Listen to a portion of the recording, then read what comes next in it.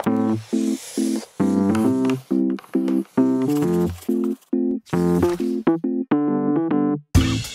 well, good morning, and again, we're glad you've decided to join us today for a webinar. And today we're going to be talking about events and the world of events, and actually kind of a different perspective on events. We're going to be talking about how you can raise more money down the road and engage donors in major gift fundraising through your events. So if you're here to learn about some new ideas for special events, we're not really going to be talking about that, but we are going to talk about how to leverage your events for better fundraising down the road.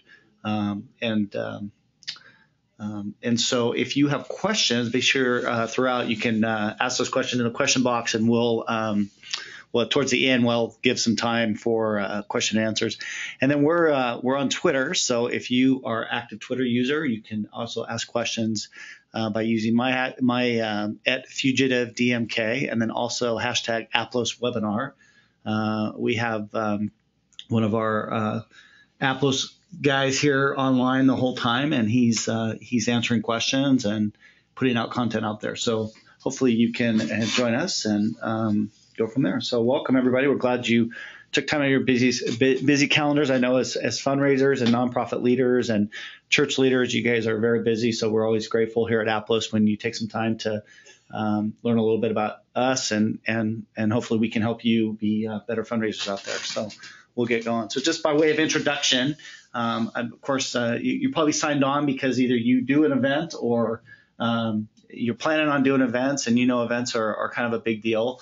I would say most nonprofits and community benefit organizations do events. They have a signature event that they host throughout the year, and they really are an important part of your fundraising for both revenue and awareness. And that's a really important thing.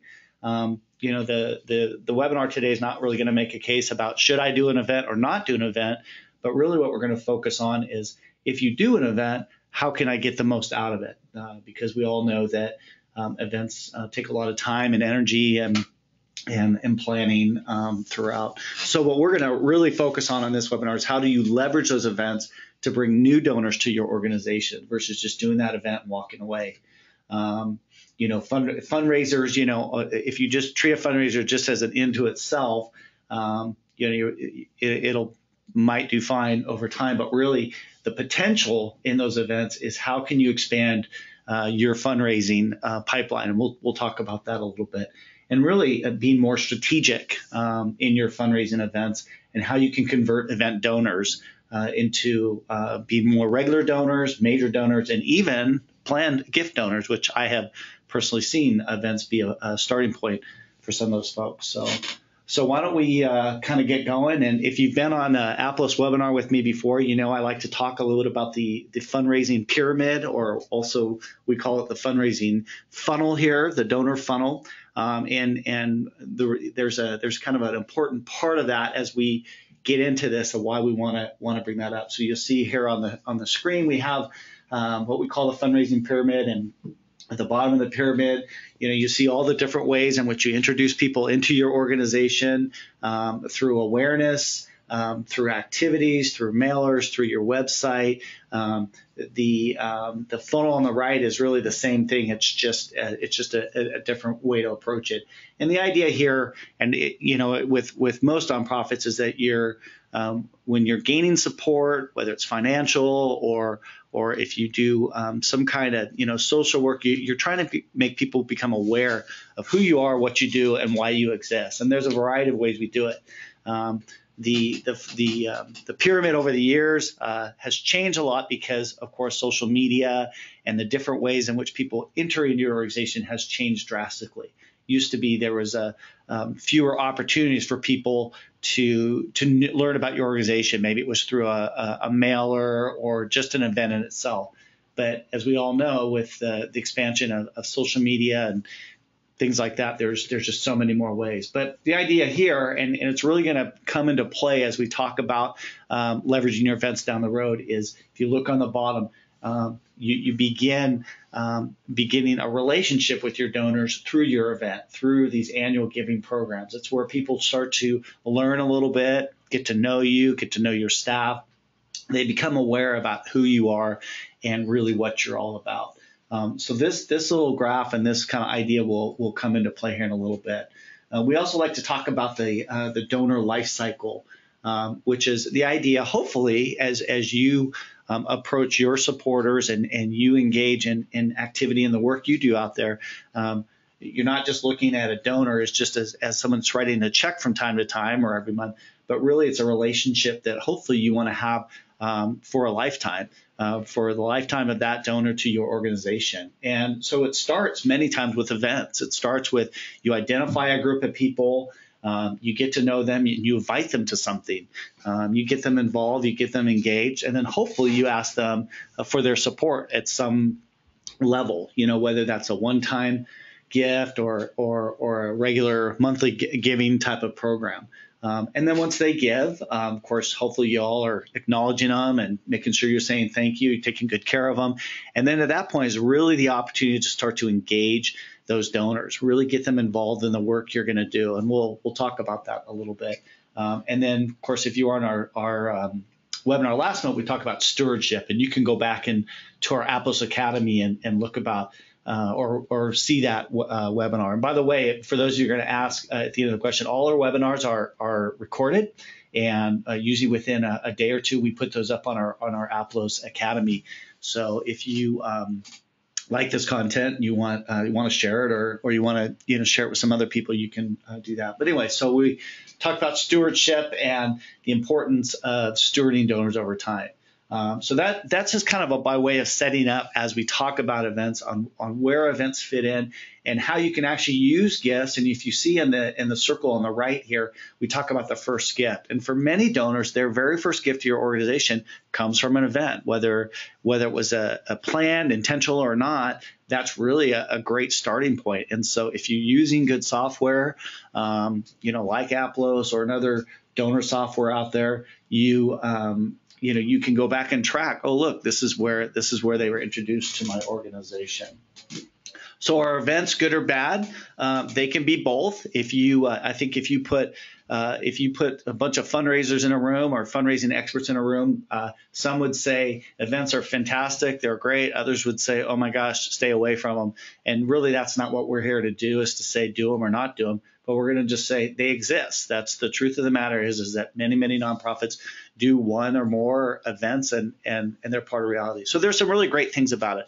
I have personally, in my work in nonprofits over 20 years, been a part of a lot of events. I've seen some really great ones, and there are some real upsides. First, and probably the most obvious, is when they're successful, they can bring in a lot of money to support your nonprofit. And you probably, if you read in your local paper or you follow the nonprofits in your community, you'll see a lot of money is made through good events, whether they're the classic gala, banquet kind of thing. There's a lot of, creative fundraisers. There's local restaurants that are doing come here tonight and you get 20% off and the money goes to charity. I mean, there's just thousands. If you Google fundraising event, you'll get overwhelmed by the thousands of resources that are out there. But the truth of the matter is that when they're successful, it's a great way to bring much needed revenue to your organization. So I would say that's definitely a positive.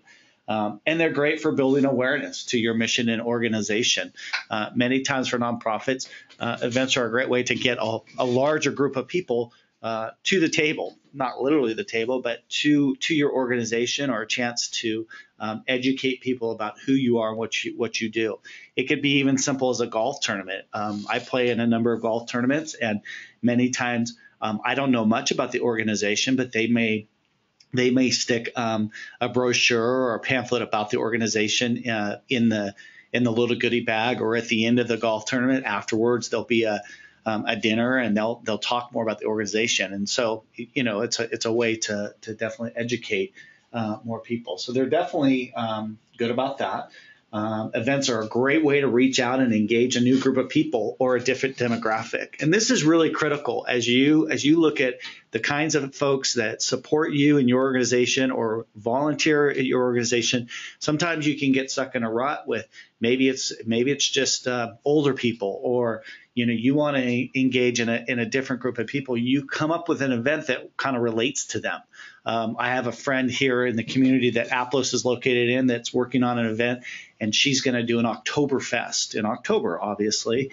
And so she's trying to reach out to kind of a younger group. And so she's kind of using this Oktoberfest, which is she's bringing a bunch of local breweries together. They're going to do food and beer, sell raffle tickets, and one of her purposes is to draw in a younger group, younger being, people in their 20s and 30s that are interested in local craft beer. So kind of a neat idea, and definitely a good way to reach out and engage a new group of people to your organization. I know that, the athletic events like walkathons and jogs and runs and all of that definitely is a very targeted group of people that feel like they can support by getting out and doing something, active. Those kinds of things are really, really, really good. So, how also to view? Are you guys not viewing the webinar? Are you guys all able to see the slides okay? Let me see. Yes, okay. All right. I thought I saw a question here that somebody said they couldn't see it. So, okay, great. Thank you. Sorry.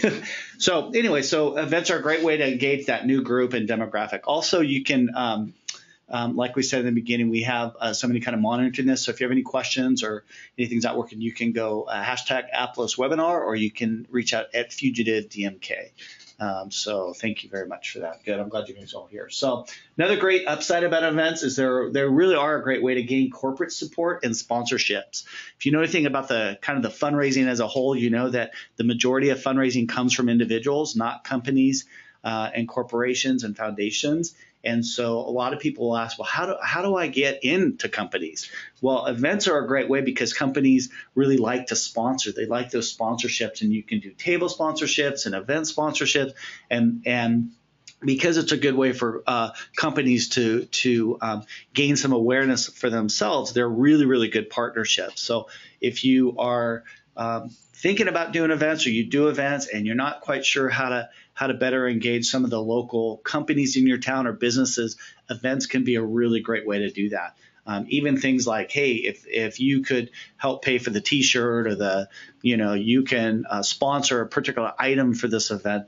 It's a really, really good way to gain relationships. And then with that, you can then start to gain donors through some of the people that work for those companies. For example, you might have a local bank that says, yeah, I'll be a table sponsor. And all of a sudden they bring 10 people to sit at that table because part of their sponsorship was they get a table for 10. Well, then they bring people to your event, and all of a sudden you realize that somebody at that table is really interested in you or wants to be a volunteer for you, or maybe they're an alumni of your organization. So you can kind of see the pattern here that by engaging that corporate sponsorship, you can then pick up some new donors. So that's definitely an upside. And then I would say another upside is it can bring people together. Events are fun. I mean, people look forward to events, I hope. I hope they're looking forward to your event. And it brings people in the community together to support a common cause. And typically, if an event is done well, at the end of it, whatever the event is, there typically is a positive feeling. People feel good about giving back and giving to you, I hope, and being a part of something that's really fun. So yeah, it looks like, sorry again, it looks like a couple of you are not viewing, but other people are. So I'm going to say that those who can't see it, it might be on your end because majority of our people are seeing the webinar. So I'm just going to kind of keep going, and I apologize for those of you who cannot see it. So those are the upside events. There's probably a lot more out there, but just for sake of time and all of that, I think you kind of get the idea that there's some good things. So now with positive, are there some downsides? Some people would say yes. And definitely, when I use the word negative, it's not, again, to say don't do it. It's just to say when you do your planning, you do your fundraising plan, you talk about events, these are things you want to think about. Probably the first and the most common thing that people talk about is the expense. of doing events. The truth of the matter is that almost all nonprofit and people that work with nonprofits and churches will say that events tend to have a higher cost for a lower return on investment. Meaning that to raise $1 in a fundraising event, it will typically cost you around 50 cents on the dollar to raise it. So if you add in your expenses, your supplies, if you do a banquet, you've got to rent stuff. And this is the big one that's hidden, the staff time. People don't think about the hours and hours of planning and staff time. And if it's a paid staff, that time is going against the cost of the event. It really, in the fundraising world, it is the most expensive way to raise money. Is it a bad thing? Not if you're using it strategically, but it is something to consider.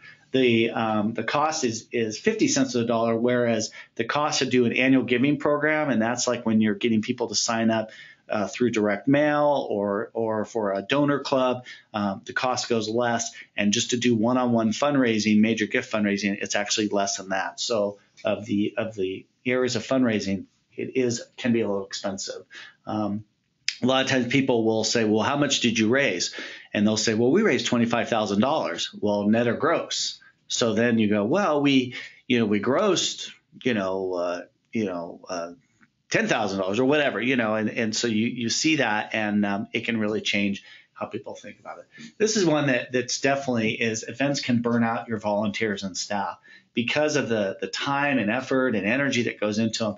If you do a lot of events back to back, it can be hard on your volunteers, and it really can be hard on your staff. So you really want to kind of take that in consideration. I really encourage, if you work for an organization or a nonprofit, or if there's churches out there that are joining us today, I really encourage you to do post-event evaluations with your staff. Get engaged. Find out, first of all, obviously, how did it go? Did we have enough resources? What could we do better? And how you all doing as a staff with this? Because when you have staff burnout, obviously there's higher turnover, and then there's less enthusiasm for those events. So I'd really encourage you to keep that in mind as you're doing that. Events can be risky, unpredictable, and not always make money at first. So what we mean by that, well, obviously risky and unpredictable, which is, if you're doing an event, say that's outside, and you have a change in weather than you thought, you see that a lot in the spring and fall. Do you have a plan A or a plan B? Do you have a backup plan? We have unpredictable things that can happen, an unusual circumstance. People didn't come through like they said they would. Auctions are big on that, where people, they run around and they get all these auction items, and maybe people don't bid on them like they had hoped, or something like that. I had a personal experience that I shared just recently here with the Aplo staff, which is, a number of years ago, I was working for a local children's hospital, and one of our biggest fundraising events of the year was a big banquet, or what we call the Harvest Ball, and it was a dinner and auction, and it actually happened to be that 9/11 happened within 2 weeks of that event. And so we really struggled with just kind of overall mood of the country, the mood of our community, and there was just a lot of resources that were going towards the reaction of that. So we actually ended up canceling that event. Now, luckily, it's a little bit of a larger nonprofit, and so we were able to recover, but that could be disastrous for some nonprofits. Now, that's an unusual circumstance, but really, there could be other unpredictable things. But also, if you're trying new events, somebody comes to the table and says, hey, I heard about this nonprofit, or our sister nonprofit in another area is doing this, and it might take a couple of years to build the right momentum for that particular event. Meaning also sometimes it takes, just like a new business, you might take you 2 or 3 years to really start making money on that event. So you want to keep that in mind, because coming down to the next point is if you put in all that time into that event, that can take away from your staff time for some of your other priorities and the work that you do. So you can kind of see, and I'm sure some of you guys out there might have some of the same struggles. And then last, on the kind of maybe on the downside of events, is that board expectations can be unrealistic and challenging for staff and leadership. I don't know if any of you have experienced that, but what that is Sometimes boards, are really great about saying, hey, let's do an event. It'll raise a lot of money. Let's do a cocktail party. Let's do a this. Let's do a that. And they're not always keeping in mind that, you don't just do that overnight. It takes months of planning and getting all the right things in place. And so the tension part can be when, well, they are your board.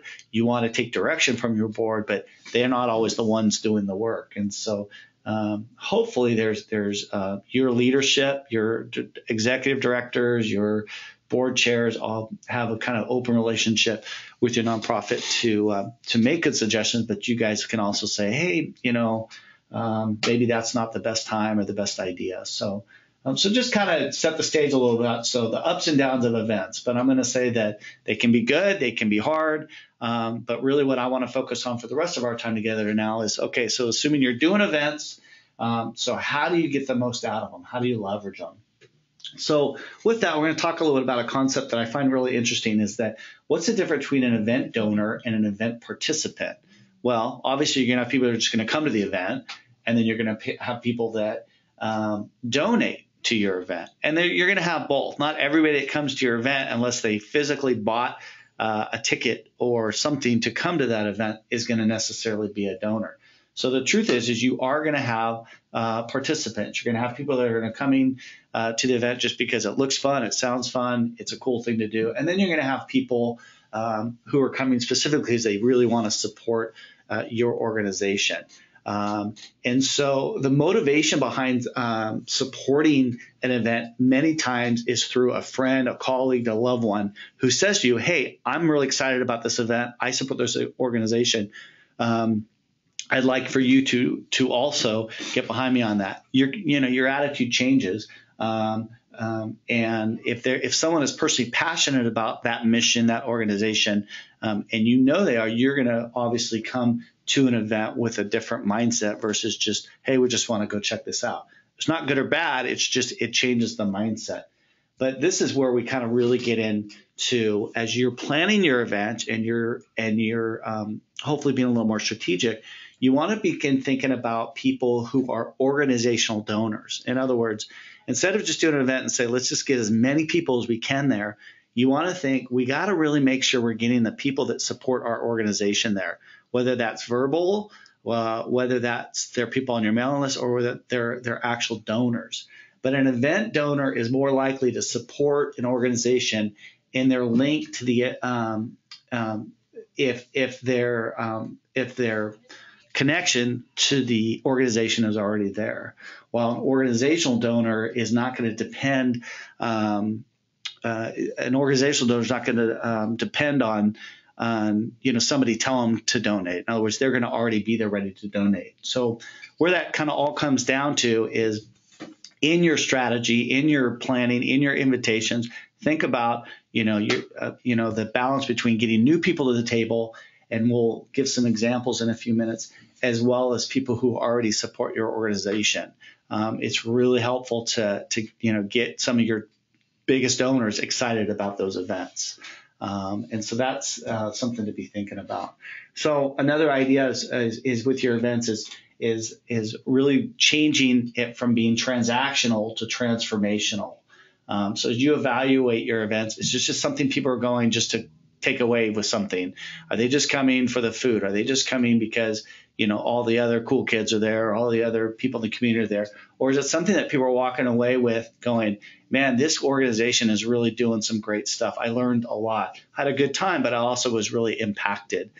So I would really encourage you, as you, if you're in a situation where you're really trying to evaluate, well, which event should we do or not do the ones that are transformational versus just transactional. Because the truth is that you're going to have people that are just going to come looking for, what do I get out of this? What's my takeaway? And I would really encourage folks to focus on the ones that are going to really transform their experience with your organization. And there are more opportunities to incorporate the donor cycle with organizational donors. So if you go back to that slide about the identifying people and moving them kind of up the fundraising pyramid, or in the donor in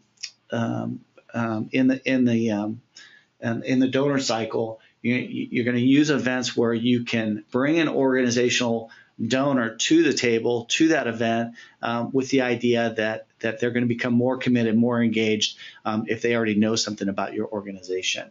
So that's kind of a little bit about event donors and event participants. And again, just to remind you, if you are on Twitter, active after the event, you can hashtag us at Aplos Webinar, hashtag Aplos Webinar, and you can always interact with us with me at Fugitive DMK.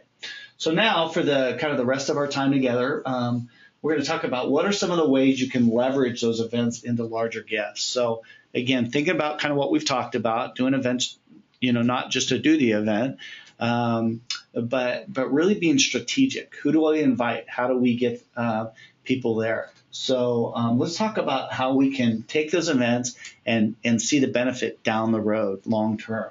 Well, I would say kind of the first area is really, and I see this so much, is be sure that you're using every opportunity you can to gather information and data about people. Even the basics, who came, getting emails, getting people on your mailing list. And so many times I go to events and I support them, and if I've not necessarily written a check or donated at that event, I can walk away and they don't even know I was there. And so one of the ways in terms of, again, think about the funnel about awareness. And so I go to an event because I'm aware of this event. I'm aware of this organization. And if the organization never gets any of my information, there's never going to be an opportunity for follow-up. So make sure that you have the ability to have, people to fill out cards, fill out information. And if they're not comfortable, people will say, oh, well, what if they're not comfortable? If they're not comfortable, they're not going to fill it out. There shouldn't, people shouldn't feel pressured to, but you certainly want to get as much information about people as you can. Another way is educating event participants about your mission and the work you do. And so, in other words, really use the events to do as much education as you can about what you do. In other words, if they walk away and go, well, that was fun. But if they walk away and say, that was fun, but hey, did you know I just learned something about our community or about this nonprofit and the work they do?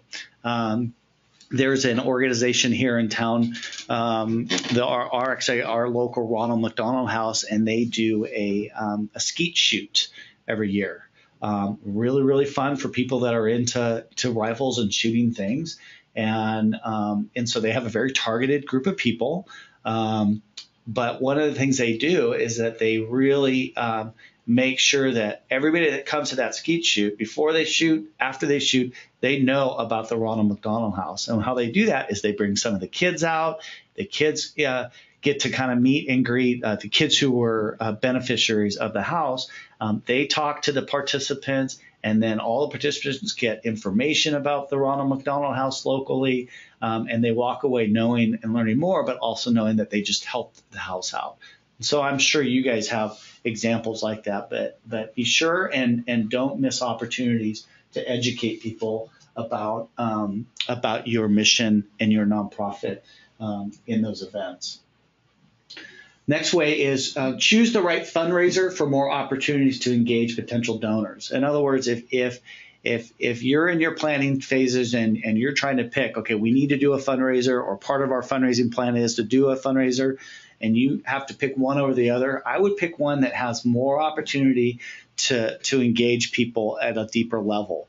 In other words, if it's one where people just come and go and you can't either get gifts or get information from people, or you can't have opportunities to really teach people about your nonprofit, I would always choose the one that has more opportunities to engage those donors. And one of the things about that is that it doesn't necessarily have to be a high dollar event. In other words, people think, oh, we don't have the resources for a fancy gala. Well, you don't really have to do a fancy gala. One of the most effective fundraising methods that I've seen in my 20 years of fundraising, and it's still effective, is what we call kind of small home gatherings, backyard gatherings. This is where you have a board member or a community who's engaged in your nonprofit who will say, I will host a group of people for, a casual event. It can be punch and cookies. It could be wine and cheese. And the organization invites 15, 20 people. They come together. They have a common reason being there, and they get to socialize. They get to talk. And then the nonprofit or the organization has an opportunity to tell them a little bit more about the work they do. It's a little more intimate. It doesn't cost a lot of money. That's a really basic example, but going bigger to other kinds of events where I think people like to interact and engage versus just come and go quietly. So be sure and choose the right fundraiser for your organization that you can engage people. I don't know if you've heard the term friend raising versus fundraising. Both are very effective. I think that there's definitely a place where you want to have people come together and you just want to create new friends. Sometimes though, people or nonprofits have the tendency is they stick with the friend raising and they forget about the fundraising. And these can be separate events or they can be both in one. And again, the idea here is that at some point in time, you should always make sure that you're giving people an opportunity to give back to your organization. And so I believe in what I call friend-raising events. I think especially for new nonprofits, new organizations, new 501c3s, if they're just kind of getting going in the community, it's really a great way to gather people just to, a common question here at Aplos is, well, where do I find donors? Well, one of the things you do is you got to find friends, people that support what you do. Word of mouth kinds of things. And so how you leverage an event into a larger gift through this is as people get to know you and your organization, they begin to trust you, they become to be more engaged. Once they become more engaged, they will become involved. Well, it might be a volunteer, and then hopefully down the road, if you give them a fundraising opportunity, they'll then hopefully write that first check or become a monthly giver. So you see kind of how that works, going right back to that funnel or that pyramid, that it starts by engaging people and involving them, and then they'll get involved. Another thing is find ways to get your current donors or board members more involved. In other words, you can use those events to get people more involved, to help them, put them on committees to plan the event. Have them very active and present at those events as table hosts and sponsors. So many times what happens is that people start to get involved with an organization, and then beyond just sending a check from time to time, they're not asked to do anything. Meanwhile, you as a staff or you as a nonprofit are going, gosh, we don't have enough resources. We can't get this event done. So, well, here you have people who want to do more, so ask them. So I would say what happens is that if people get more involved with your organization, they're more likely to down the road become more committed and do more for you. So use those events as a way to bring those people to the table and get involved. I think volunteer committees are a great way to do that, especially with your board members, because board members, they are coming to board meetings and they're doing the business of the organization. But certainly, I think they want to look for other ways to be involved. Here's a really common one, which is your follow-up plan. If you do a large-scale event, or really even a small event, you really got to ask the question: what is your follow-up plan? And one of the mistakes a lot of nonprofits make is they don't share the results. And you cannot neglect the follow-up. And we're going to talk about thanking people in a minute. But I'm going to show you just a quick video. Hopefully, we did video last time and everything worked out well. This is a local nonprofit here in the community, which Aplos is located. This is actually a nonprofit that does work in Africa. They did a banquet last year on a Saturday night. And on Monday morning, following the event, this is the video that was kind of in my inbox.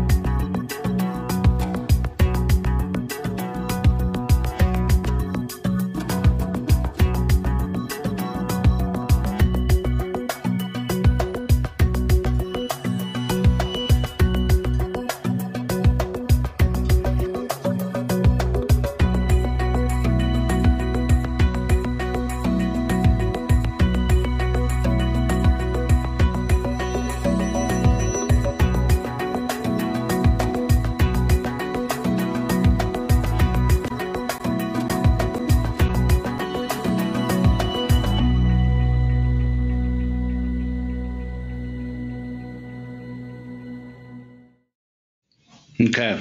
So what was really great about that is included in the email was, was a thank you from the executive director of the nonprofit with, hey, because of you, this is what happened on Saturday. So he listed the number of people that attended the event, the money that was raised. They had a goal that night, and I think they exceeded their goal. How many donations? But even more than that, he said, this is what we're gonna do with the money that we raised that night. So I thought that was a really powerful and very timely. And I'll answer that question in a second, Angela. We'll come back for questions towards the end, but I'll come back to that. So I thought that was a really effective use. And so they did it on Facebook, and then the emails that they had for people that were at the event, they sent them to directly in an email box. So those were the two ways in which they sent that. So following up with your event is really, if you have the resources and the opportunity, make sure you let people know how the event went and what were the positive things. The other thing about the follow-up is kind of cool, is that you kind of want to make people that weren't there feel bad about not being there. Not guilty, but make them feel like they kind of missed out on a good time kind of thing. So I think that's another really effective tool to use that.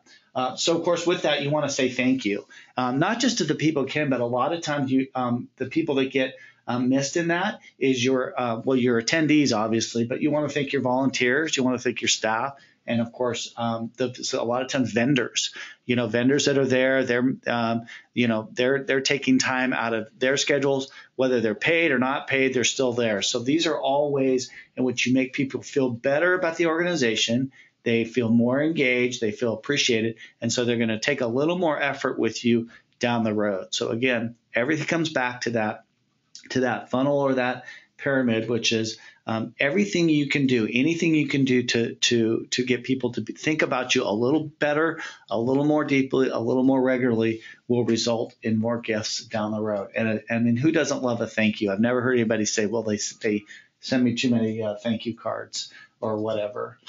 So that's a great way. Another way to leverage events is to ask people to give. Amazing the number of times I've gone to an event and they never even ask. They tell about the great work. They share stories and they talk about the great work they're doing, but they don't make the ask. And here's something that's interesting. Find the right person for that event to make the ask. It doesn't always have to be the executive director or the chair of the board. It could be somebody who himself or her is an active or has been a donor to your organization. So really evaluate the event and say, ask the question in the event, who's going to make the ask and who would be the right person to make the ask. Sometimes it might be a community member. It just really kind of depends on the kind of event it is and what you feel is right. But don't always feel like it has to be someone directly like paid by the organization. I think that can be an effective way. And so how this leverages into larger gifts is that, well, you never know what's going to happen. If somebody's there and they're engaged and you don't ask them, you never know. And so I think that's a really effective use of time and the event. Use events to recognize donors and other significant people in the organization. Now, some people might think, well, how's this going to lead into more gifts? Well, you would be surprised when donors are recognized. Again, not only does it a lot of times help them feel more engaged and appreciated by the nonprofit, but it also will increase their thinking about wanting to give more down the road. But then other people are watching that. And what they're a lot of time thinking is, gosh, look how good they treat their donors. Look how they steward people. And so it really does tell a lot about an organization is how you appreciate and recognize. And by the way, it doesn't always have to be somebody that's given like this big monster gift. Those are great. But one of the kind of great dynamics of working in nonprofit and fundraising is how do you appreciate people that, maybe someone who's given regularly for a long time. I saw an organization one time who recognized someone who'd given $25 a month consistently for 10 years. You add that up, that's a lot of money.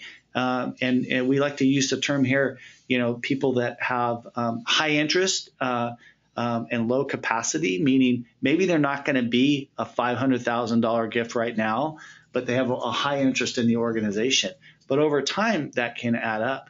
But then also don't forget that some of those people can also be keeping your nonprofit or organization in mind when they're planning their estate and will for after their lifetime. So events are a great way just to say thank you to people and recognize people, which I do think can turn into more giving down the road. So just a couple more, and then we'll have some opportunities for some questions. But I think now with we talk a lot about social media. It can be a little overwhelming for some people about keeping up, but definitely a way to get people find ways or ask people to become more involved with you via social media. I've seen nonprofits now where they'll actually have a laptop set up with their website right there, and they'll ask people to sign up to be on the mailing list right there. Really, ask people to follow you on Facebook, Twitter, or Instagram. All of the social medias that you're working on. Those events can be a great way. You can even incentivize people to do that, meaning that, hey, anybody that signs up for our Facebook page, we're going to give you a little pen or something like that. Universities do that a lot with their alumni. But it's a great way to kind of get people excited. And by the way, make sure that if you are encouraging people to sign up, certainly make sure you're keeping your content fresh and active. Nothing more frustrating than going to a nonprofit website that hasn't been updated in like a month. And I'm like, well, what's the use going here? A lot of times there can be like sign a petition or a pledge or, as a group, something that that nonprofit maybe is working on a cause or an issue globally or something like that. Those events are a great way to get people rallied together. So these are kind of things. Also volunteerism. If you're looking for volunteers, events are a great way to at least start getting people to sign up. Embrace and utilize technology. So, that's things we talked about social media, but also at those events, now there's a lot of ways and where you can do, you can have people actually, like if you're doing an event where there's an auction, for example, and some people don't, they don't like the old like raise the paddle kind of thing. There's actually applications you can get now where people from their iPhone can bid on an auction item. Or what people can do is they can donate to the event via your website or your giving page and not actually come. People go, well, I'm sorry I can't make it, but you still want to encourage them to give.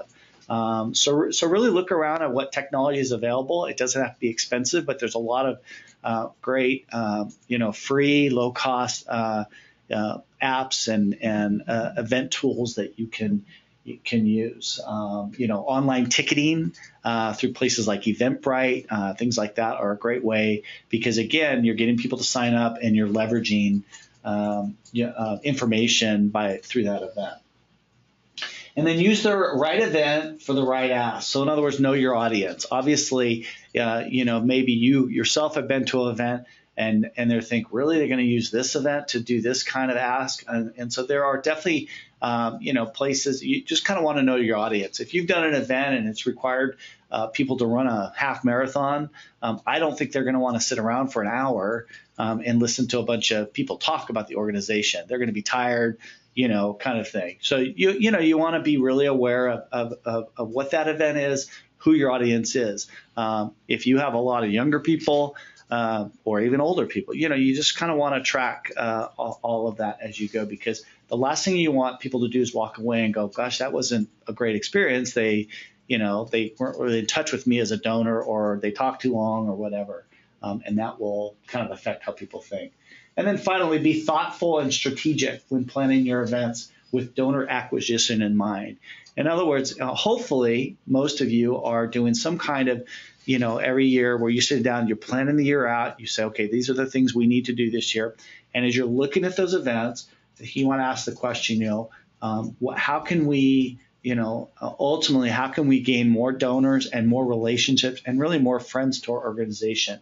I think in the fundraising world, what you really want ultimately is taking those first-time donors or second-time donors, people maybe that come to that event every year, they're going to be good for $100, but you want to ask the question, what can we do better to get them to become a monthly giver or a more frequent giver to my organization? And so being thoughtful and strategic in your events. In other words, not just doing events because to do an event. So with the final thought, again, I want to thank everyone for taking time out of their busy schedules this morning, and I want to leave some time for some questions here in a minute. Your event should not be just an event. It's really an opportunity to move people along that relationship continuum that we've been talking about. I'm, obviously a big advocate of that, and you're moving them along that relationship continuum and giving them an opportunity of kind of what's next when it comes to their involvement with your organization. In other words, hopefully people are interacting at your events and they're thinking, well, gosh, these guys are really happening. These guys really have it going on. How do I get more involved? Or what, I can't wait for the next one. So remember what we talked about in the beginning, which is, your events are there to create awareness and interest. People through your event hopefully become a little bit more aware. Hopefully they'll become interested in what you do, the work you do, and then they'll become involved. And that can be a variety of levels. I talk a lot about fundraising because that's the world that I live in. But also remember, the involvement is volunteerism. Involvement is people who become advocates for who you are. People that are willing to, even as simple that say, hey, yeah, I'll share the information you share on Facebook, or I want to be a voice for your organization. And then from involvement, typically you'll see comes investment, which is really the result of all the work you've done for that fundraiser. So as you're thinking about your fundraising events, and we all know that it's a balancing act because there's a lot of details, there's a lot of things to do, but really hope that you're also keeping in mind that those events can be a great springboard to deepen relationships with your donors down the road. So hopefully there's some tips there that you can walk away with. Webinars can be a little bit overwhelming sometimes, so I want to just encourage you to if you saw a whole bunch of things and you think, oh my gosh, we're not even doing close to that, don't worry about it. Just, take one or two items away from this webinar and try to implement them. Fundraising, it's a long-term process. It doesn't happen overnight. I imagine because you guys are, online today, that you have some success. Everyone's always looking to get better. And so hopefully there's some things here that you can walk away with that are helpful. Of course, you can find us at Aplos.com. And we have our Aplos Academy, lots of resources for you. We also have our accounting product. If you are interested in any of our accounting products, you can go there as well. And so with that, I'm going to kind of go back here and try to answer a few questions that you guys have asked. So to attract corporate sponsor, is it best to ask for a specific need item rather than just asking for support and leaving it up to them? And that's from Joseph. So the answer to that is, I think the more you can package your sponsorships, meaning giving them very specific thing to sponsor, and then for their sponsorship, they're going to get the following things. Like a table sponsorship, or, getting really creative and like sponsorship levels. I think you all have seen that. So I think the more specific, the better it is for corporate sponsors. In fact, corporations typically don't like to give to general fund. They also don't give long-term commitments. They tend to kind of do what I call one-off type of sponsorships. So I think that's a great question, and hopefully that answers that. If any of the questions don't get answered, be sure and you can email me directly after the webinar, or you can also reach out on Twitter at FugitiveDMK. And so we have Tempe. I have been doing a natural hair event for the last 11 years. I feel like I'm losing my audience because here are so many of the same events that go at the same time as my event. Yeah, great question. And so the definitely something you have to look at is evaluation. Looking at this. The tough part about events is that is that the timing can be really critical. Meaning, I know in my community, because in the Fresno, in the Central Valley where we're located, it's really hot here. In the summers especially. And so we find that a lot of the nonprofits all do events within about 2 or 3 months in the fall and then 2 or 3 months in the spring. So yeah, you do have to kind of really look at it and say, okay, is this the best time? I'm not opposed to moving events to a different time of year. 11 years is a long time. I think what you have to look at is when you say you're losing your audience, is that, what kind of, are you seeing a decrease in revenue every year as well?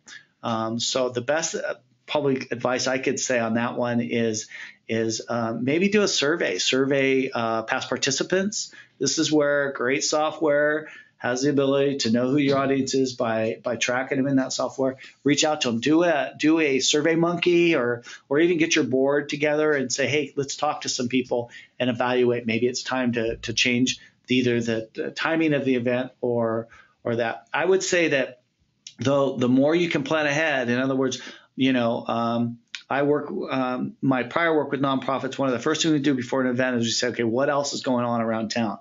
In Fresno, where we're located, I tell nonprofits don't compete with the college football team, with Fresno State football. If you're going to do a big event, you're not going to get your audience on a football night here because this community really rallies around the football team. So you can get that schedule 6 months in advance. So that would be really good. I have to go now. Okay, somebody else has a question. Okay, you saw the video. How do I make benefits for sponsors as I work for nonprofit? How do I make benefits for sponsors as I work for nonprofit organizations? If I understand, Ahmad, your question, the best thing I think I found the most effective is just putting together sponsorship packages, meaning for every level, if you can give something that they get in return. If it's a dinner, you can give them a table. They get the following things. They get recognition. They get mentioned in a program. Anything you can do to kind of help promote that company. A lot of times organizations will allow sponsors to actually set up an information table or a booth at that event as a way to give back for their sponsorship. Are you willing to share the slides? Yes. So the slides and this webinar will be available to you, and you can share this with your board. You can grab the slides as well as the webinar. And let me see. I'm about to have my first fundraiser. What's the most important thing I should know? What is the most important thing you should know? Well, I think the most thing you should know is you just really plan. I think the fundraisers that don't do as well tend to be the ones that are really unorganized, and they feel like they were just sort of thrown together. And so I would say just really pay attention to the detail and capture information on their donors. Know who your audience is. Know who you're inviting, just plan ahead. I think the planning really shows in the events you go to. Do we need to release to post participant pictures on social media or website? You do not need a release. I think the only releases involved is if you're dealing with children. But it's my understanding. I have no knowledge of needing a release to post pictures of people. If they came to the event, and they know you're taking pictures. So unless they specifically say, that's a good question. So our last question, what are some of the corporations that sponsor private social school galas? Well, because, we have people all over the country, I would say you want to kind of look at your own communities, maybe check in with your couple of the other nonprofits. I really can't speak to it's really based on where you're located. Even national organization typically will have a local community relations office. For example, Target. I know that Target is a great school sponsor. Walmart also. Even though they're a national organization, they have local, what they call community relations officers. The banks are really good. The national banks like Wells Fargo and Chase, things like that. The other thing I would do is look around at the other events and go to a couple school galas and snag their program and look at who's sponsoring. That would be another way to do it. So Are there requirements for nonprofit organizations to register with the states in order to solicit? How does a nonprofit make sure they are legal? Are there service organizations that deal with this problem? Well, certainly, to be a nonprofit, you have to register both with your state to be incorporated, and then you have to have a 501c3. So, Philip, I'm hoping I'm answering that right. So, by being a nonprofit, by being recognized as a nonprofit in your state, by getting that 501c3, that gives you, that's the paperwork and permission to solicit. Are there service organizations that deal with this problem? I mean, the IRS and the state offices are always looking to make sure that people are legal. If you're a 501c3, you have you have paperwork that you have to follow every year. You have to file a tax form every year, and so that would be my advice. Oh, Angela, you're in New York City. Oh yeah, boy. Yeah, on that one, going back to that, I think Angela, you were asking who you can. Where did they send the video after the event? You have to file with the state if they require. You have to file with every state if they require. Oh yeah, that is actually true. Carrie, thank you for that input. So going back to that filing question, if you solicit donations from other states, you have to file in every state. That's actually true. Okay, so we are just about 11 o'clock. We promised people an hour.